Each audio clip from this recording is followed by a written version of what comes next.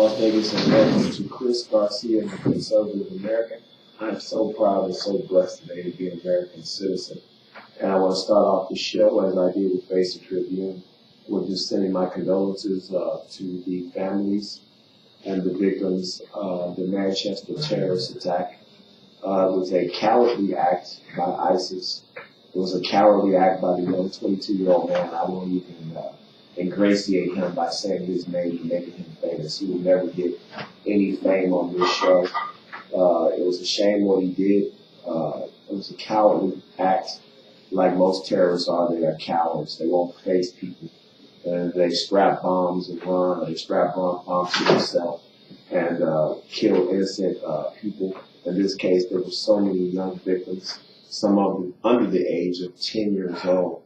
There was an 8-year-old girl who was torn to bits by shrapnel from this bomb, and it's just a shame what's going on. So I just want to send my condolences out to the families and to the victims of the Manchester terrorist attack. You know, that's exactly what Donald Trump has been talking about all the time that he was running for office, and since he won the general election, is taking, the fight to these terrorist organizations. That's what's important. It's not sitting back and allowing these terrorist organizations to bring the fight to us. You know, you have so many terrorist organizations all around the world. ISIS being, one of the newer organizations that's taking place, but we have Al Qaeda, we have the Muslim Brotherhood, we have the Taliban, the PLO, and so many other organizations, terrorist organizations. They recruit these young men, 12, 13, 14 years old, and they get them ready for war, against the West.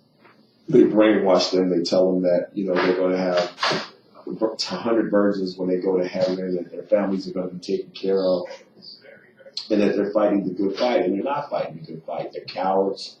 They train these young men to kill people, and it's a shame. You had 7 and 8-year-old children that were killed just going to see a concert. When is it going to end? When is the United States going to wake up and realize that you cannot have open borders? You cannot just let people in from all over the world, and you don't vet them. And that's exactly what Donald Trump is talking about. He's talking about vetting the very people that committed the crime yesterday in Manchester, England. That's exactly what he's talking about, is that we need to know why these people want to come here. We have to secure our borders, both southern and northern. And that's exactly what he was talking about. And yet the socialist left-wing nuts, Nancy Pelosi and her crew, call him a racist, say that it's un-American. It's un-American for us not to protect our citizens first. The citizens of this country come first.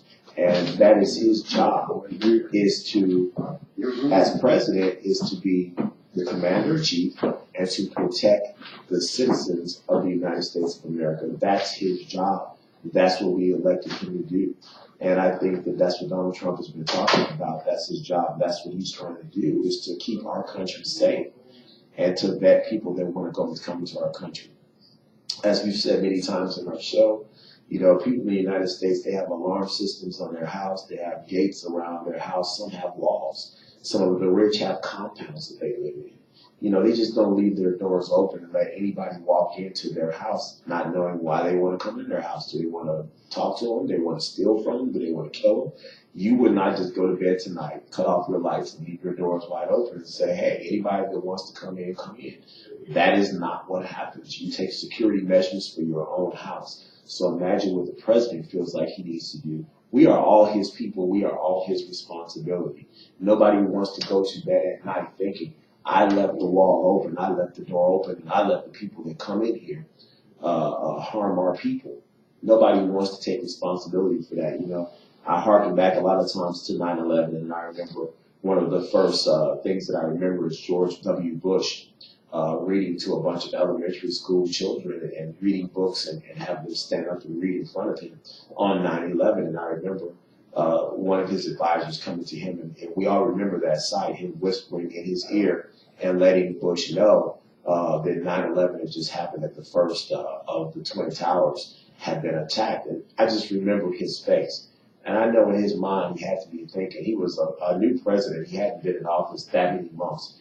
And he had to be thinking to himself, not on my watch. This is not the way I want to begin my presidency. And I'm sure Donald Trump feels the same way. Not on his watch. You just don't want it on your watch. You don't want to be responsible for Americans losing their lives. That's just something that you don't want to do. So it's just amazing to me. You know, all these people talk about how they care about the United States of America. They love the United States of America. How much can you love the United States of America and you don't even want to protect it?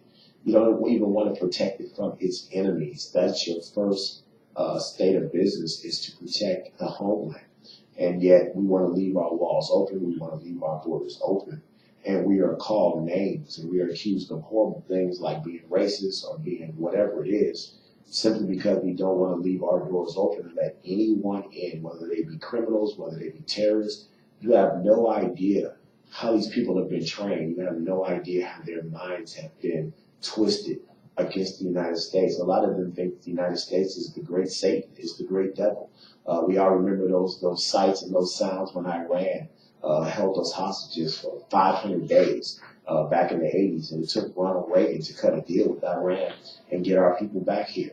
We saw them with the pictures of our president dressed up as Satan. That's the way a lot of those countries, that's the way that they think about the United States of America. And it's unfortunate because, of course, we know we live in the greatest country on earth, and we have the greatest people in the greatest country on earth. And yet, around the world, too often, that's the way we are portrayed. And a lot of these young people coming up take caliphate, which is a war against the West. They take a pledge that they will give their lives to the Taliban and to some of these other terrorist organizations. And they pledge their lives and allegiance to these organizations. And, you know, these are the people that could possibly be coming into our country. Look at what happened in 9/11. You know, and 18 of the 20 hijackers were from Saudi Arabia, a country that we do business with, a country that we get the majority of our oil from. And so it's just very, very, very important that we know who's coming in our country, that we know who's coming over our borders. We cannot just allow anyone to come in. We cannot. We have to secure our borders. That's not a political thing. That is a national thing. I always consider myself a nationalist. I say Chris Garcia, the conservative American. And a lot of people just immediately, oh, you're Republican. I have voted mostly Republican in my life. But I consider myself a nationalist. And I think that Donald Trump, I think if there was to be a new party, a lot of people say, what is the Trump party? You know, his people are going to vote for him, however. But I think he's more of a nationalist than anything. I think it's about time the United States put country first, put our people first, put our economy first. I think for too many decades. And I'm not saying as an economist, I have an economic background. I can totally understand NAFTA and some of these agreements that we have made with other countries. I can see the expansionist idea that you want to have free trade with as many countries as you possibly can. The idea was good. The thought was good. With a lot of other things that we have thought about. But, you know, you have to have people making deals at that table. And this is what Donald Trump is talking about, whose only concern is in their pocket. You know, we finally have a president who financially, you can't buy him. He's got enough money. You know, he took this job because he loves the citizens of our country. He wants to do good by the citizens of this country. He thinks he can make America great again and bring jobs and resources back to our nation. And he wants to penalize people that want to take our jobs and our businesses and our corporations to Mexico and to other countries. He thinks there should be a penalty on that. I consider that to be a nationalist, putting America first and making America great again, which is the slogans that he lives by. But I think that it's very important that we put America first, that we bring American jobs back, and that we make sure that when we sign these agreements with other countries, trade agreements, that we're thinking about the American people first. You know, that we're thinking about American jobs, we're thinking about American families. That's very, very important. It's not just for you to get paid and cut a deal with another country, and hundreds of thousands of jobs are leaving this country, going to the country you just sat down at the table and made a deal with.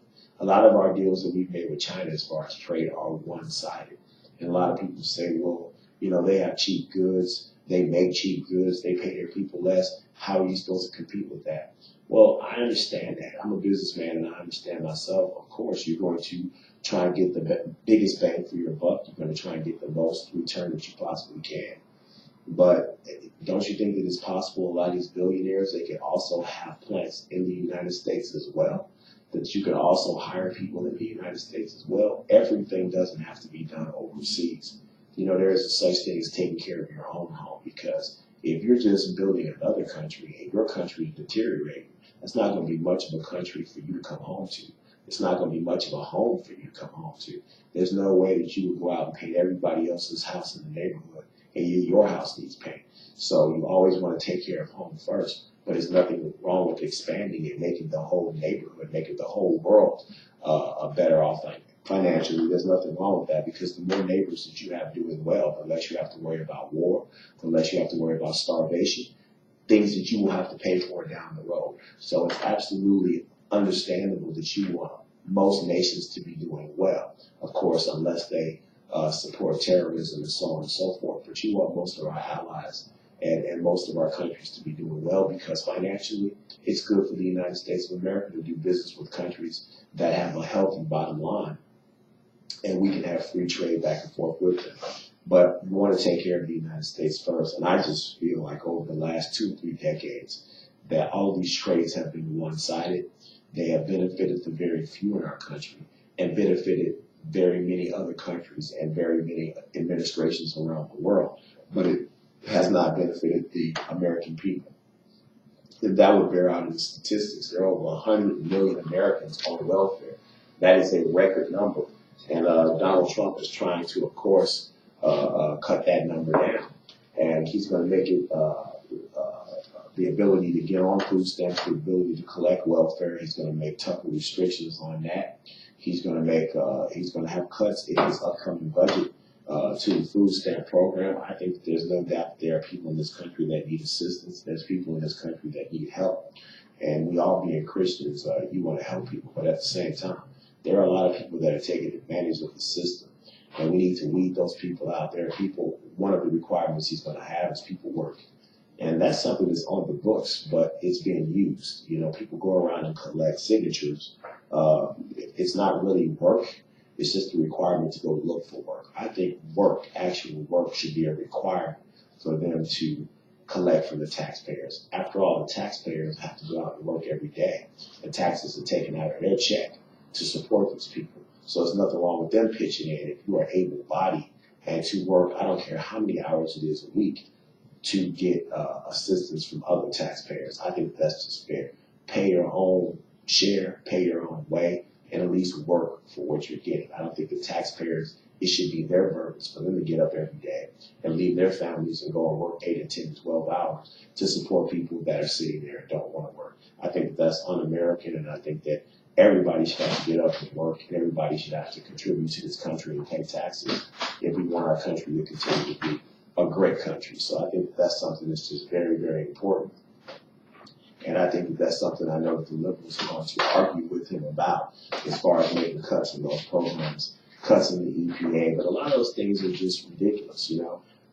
We have a few quack scientists that said that the environment is there's global warming, and that the water is rising, and that the air temperature is polluted, and this, that, and the other.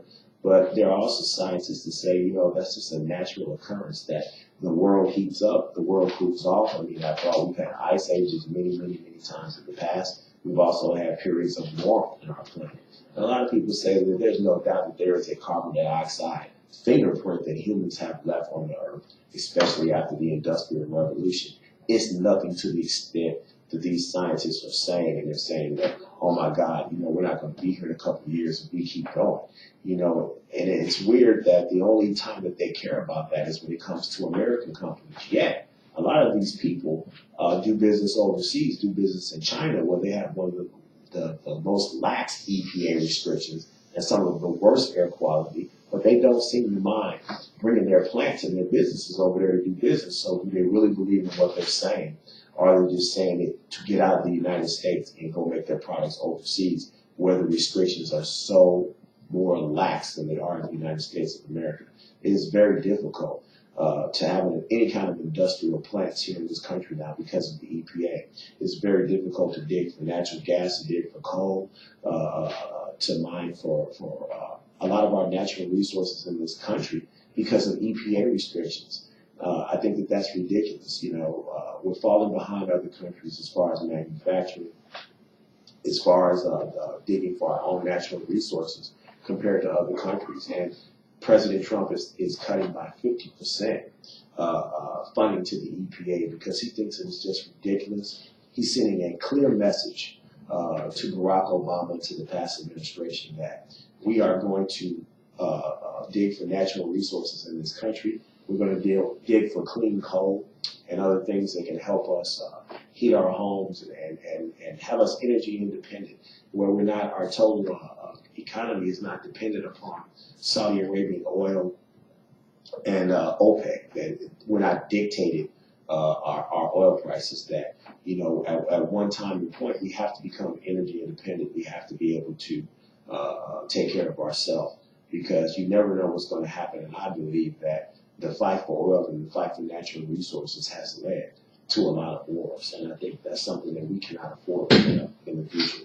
So the main thing is right now, he's having a wonderful trip in the Middle East. We all see how warmly he was met in Saudi Arabia. He was given the highest medal of honor that you can have in Saudi Arabia, and that's the Medal of Friendship awarded to him by the king. He went on to Israel and had a very successful meeting with Benjamin Netanyahu. So he's having a very, very, very successful foreign trip. And we all saw the money that he saved the United States. $110 billion is being invested by the Saudi kingdom in the United States of America. They're going to buy their own weapons, which of course is going to put Americans back to work. So that's $110 billion that's not going to be spent by the United States to defend Saudi Arabia. So really the total deal is worth almost $250 billion. We're going to save $110 billion, and they're going to invest $110 billion in buying military equipment from the United States of America, which is going to put a lot of Americans back to work. It's a campaign promise that he is seeing through, and I think that's very, very important. I'm going to wind it up, and this is going to be my last thing that I'm talking about. Donald J. Trump is my president. He is, I think, doing a tremendous job. He's been president just a little over 100 days, and I think he's doing a fantastic job. And I think it's very important, though, that at some point in time, he started looking back at the promises that he made the United States citizens and starts fulfilling them. Saving jobs, he has done that, of course, bringing jobs back to this country, whether it be Carrier, air conditioners, a Ford plant that is going to keep the plant here instead of moving it to Mexico. Having Japan invest a lot of money, having Saudi Arabia, as I just said, invest over $110 billion in buying weapons here, saving money with Boeing airplanes. I mean, everything that he's doing is trying to create and save jobs for Americans. I think he can check that off of his list. I think he needs to build the wall. I don't care if he starts the wall and it's not finished in 4 years, but he needs to at least symbolically begin to build the wall. One of my worst nightmares is the Democrats standing up there in 4 years and saying, "Where's the wall?" That's something that he needs to build. That's something that he needs to get started construction. And I would treat the wall the same way Obama treated Obamacare. I wouldn't care if I had to use an executive pen. I would have money to start construction on a physical southern border that will protect the United States of America. And I just think that there are a lot of campaign promises that he needs to keep. And so we can have another 4 years of Donald Trump after this. Thank you so much for watching. Google me, Chris Garcia, the Conservative American. Push the bell, subscribe. I have almost 100 shows right now. God bless America. God bless our troops. And Godspeed. And come on, say it. Donald J. Trump.